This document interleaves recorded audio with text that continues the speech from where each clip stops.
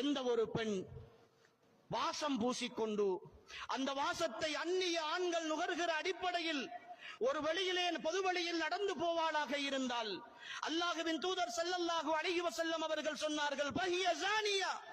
நாளை மறுமையில் அவளுடைய பெயர் விபச்சாரிகளுடைய பட்டியலில் இருக்கும் என்று சொன்னார்கள் ரசூல் ஸல்லல்லாஹு அலைஹி வஸல்லம். வாழுகிற பொழுது பத்தினியாக வாழ்ந்த பெண், ஆனால் அடுத்த ஆண்களை கவர வேண்டும் என்பதற்காக, அடுத்தவர்கள் அந்த வாசத்தை நுகர வேண்டும் என்பதற்காக ஒரு சபைக்கு போகிற பொழுது